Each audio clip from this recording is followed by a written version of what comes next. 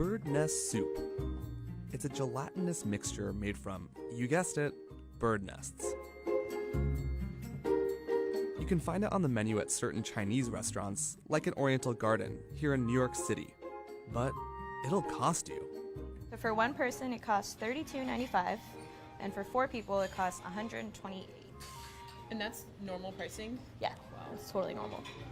So, what makes it so expensive? People in China have been eating bird nests for more than 1,000 years. It's believed to have near magical properties, from curing cancer to helping children grow taller. And the main ingredient? The partially dissolved nest of a swiftlet, a small bird native to Southeast Asia. 3 times a year, swiftlets build nests out of their sticky saliva on cave walls and cliff sides where they raise their young. It's the high cost of these saliva nests that makes bird nest soup so expensive. Here in New York City's Chinatown, for example, a couple dozen were selling for more than $1,000. Until recently, the most common way of getting the nests was by harvesting them from the wild. There are many dangers involved in harvesting nests from caves. They would climb up without really any safety nets or harnesses, that kind of thing, and just try and extract the nest from the cave wall, and they'd be, in some cases, many stories up. But for many, the risk was worth the reward. Harvesters would often try and collect as many nests as they could, regardless of whether they were fully formed, and they would just take them repeatedly. In some regions, swiftlets couldn't compete with the rate of harvest, and so their populations plummeted. Between 1957 and 1997, the number of swiftlets declined by as much as 88% in parts of Southeast Asia, largely due to overharvesting. And as a result, the price of bird nests skyrocketed. The price for bird nests, I would say, peaked in around the early 1990s. Around that time, nests were selling for up to $1,000 a pound. Adjusting for inflation, that would be around $2,000 today.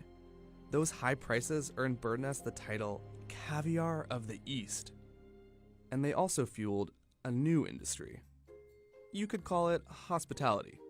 Scores of people across Southeast Asia, looking to cash in on the bird nest trade, started investing in swiftlet hotels. People just found that if there was a vacant building, or say the upper story of a building was uninhabited, and swiftlets would make their way inside, and they would just start using the buildings as their nesting sites. From 1998 to 2013, the estimated number of swiftlet hotels grew from 900 to 60,000 in Malaysia alone.